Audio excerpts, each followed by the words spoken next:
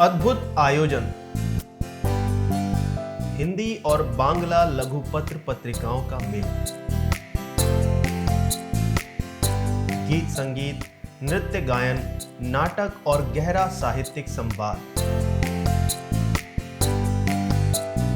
पत्र पत्रिकाओं के स्टॉल, दर्शन, पाठकों और लेखकों का अभूतपूर्व संगम।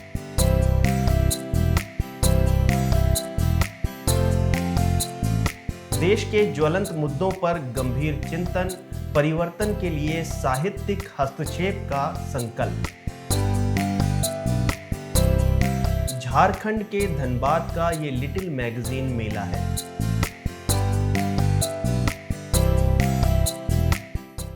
नान ठोला निहाल जय दिन त्योर मेरा निहाल जय दिन। नान ठोला निहाल जय दिन त्योर मेरा निहाल जयता। एक दिन तो आलो दिन अदुनी में हो जाता। एक दिन तो आलो दिन अदुनी में।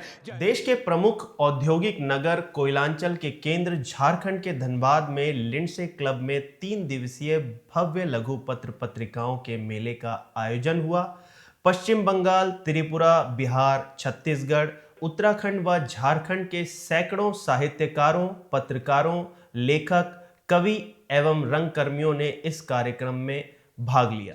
धनबाद का ये जो मेला जो चल रहा है, ये पिछले कुछ 3 साल से शुरू हुआ है और ये बड़ा महत्वपूर्ण इस वजह से है कि यहाँ पर हिंदी के साथ साथ जो है हिंदी, बांग्ला और दूसरे जितने भी साहित्य की जो किताबें हैं, जो लिटिल मैगजीन जिसको कहे जाते हैं, जो मैगजीन्स जो है जिनकी वजह से साहित्य जिंदा है, वो यहाँ हम लोग को देखने को मिलता है।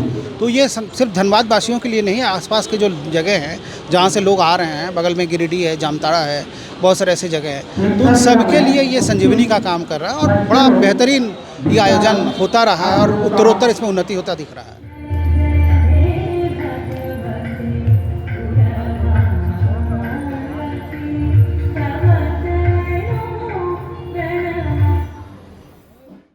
कार्यक्रम में उत्तराखंड के तराई जनपद उधम सिंह नगर से प्रकाशित मासिक पत्रिका प्रेरणा अंशु का स्टॉल भी खूब आकर्षण का केंद्र रहा।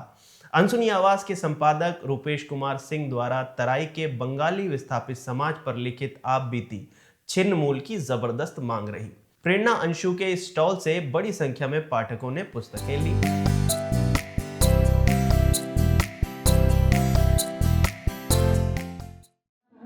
जो मेला का आयोजन हुआ है ये चौथा बार हो रहा है और ये 3 दिवसीय हम लोग का मेला है।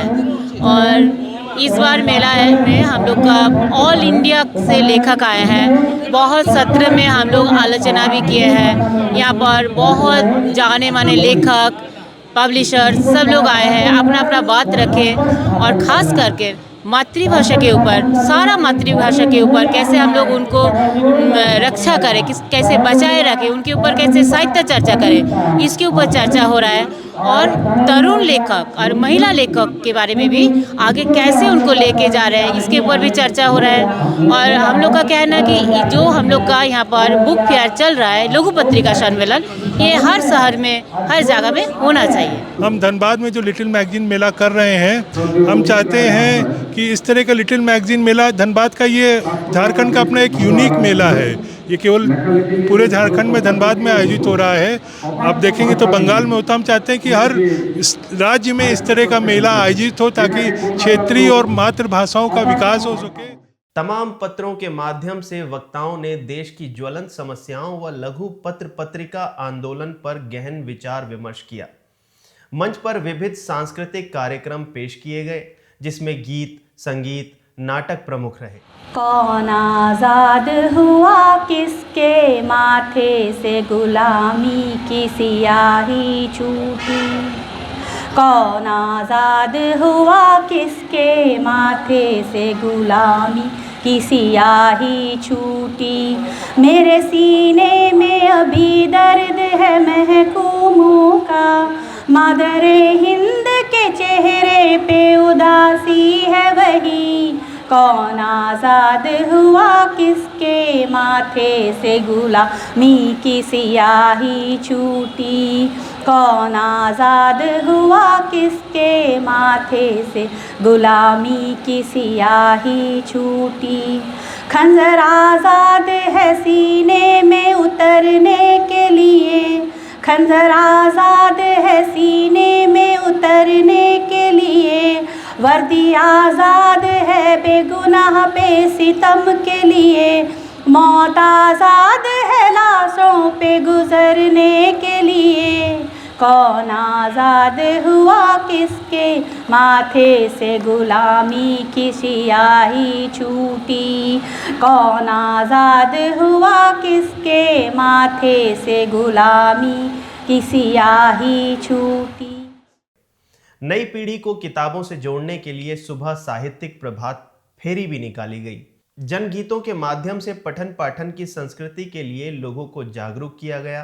किताब में चिड़िया चहचहाती है, किताब में चिड़िया चहचहाती है, किताब में खेतियाँ लहलहाती है, किताब में खेतियाँ लहलहाती हैं, किताब में झरने गुनगुनाते हैं, परियों के किस्से सुनाते हैं, किताब में रॉकेट का राज है, किताब में रॉकेट का राज है, किताब में साइंस की आवाज है, किताब में साइंस की आवाज है। क्या तुम इस संसार में जीना नहीं चाहोगे, क्या तुम इस संसार में जीना नहीं चाहोगे। किताबें करती हैं बातें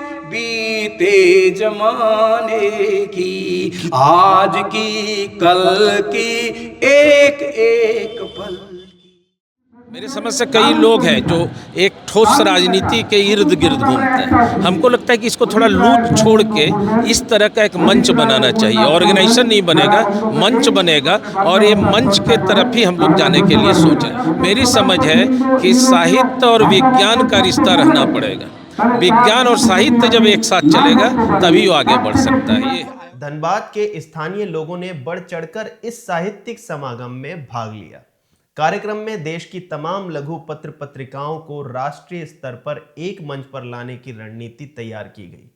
बच्चों और युवाओं को कैसे किताब से जोड़ा जाए, इस विषय पर ठोस कार्य योजना तैयार की गई। कला, साहित्य, संस्कृति एवं मातृभाषा के उत्थान के लिए धनबाद के साहित्यकार हर वर्ष इस मेले का आयोजन करते हैं, जिसमें बढ़ चढ़कर लोग भाग लेते हैं। जी, लघु पत्रिकाओं के योगदान हम बहुत ज़्यादा ही देखते हैं आज के परिप्रेक्ष्य में, क्योंकि उपन्यास जो होते हैं वो बहुत मोटे तरीके से होते हैं, वो बहुत बड़े एक गल्प एक किताबों का समाहार होता है। लेकिन लघु पत्रिका जो है वो छोटे किताबों में, छोटे पृष्ठ में बहुत समाज के बहुत सारे दृश्यों को वो दिखाता है, और वो वर्तमान समाज में क्या क्या हो रहा है उसके सटीक सारी चीज़ों को दिखाता है। जितने भी लेखक हैं, लघु पत्रिकाओं के लेखक हैं, जितने भी स्टॉल आप लोगों ने देखा, वो हर लोग अपने समाज का जो परिदृश्य है आज का, वर्तमान का, राजनीतिक, सामाजिक, आर्थिक, पारिवारिक सब चीज़ों को उठा के वो ले आए हैं, और उनका वो लेख जो है आज हम लोग देख रहे हैं कि सबके घर तक पहुंच रहे हैं। बहुत सारे नौजवान आ रहे हैं, ये एक हमारी उपलब्धि है। आगे की साहित्यिक अपडेट के लिए बने रहें अनसुनी आवाज़ के साथ। अनसुनी आवाज़ के फेसबुक पेज को फॉलो कीजिए और आप हमें यूट्यूब पर भी सब्सक्राइब करें। नमस्कार, धन्यवाद।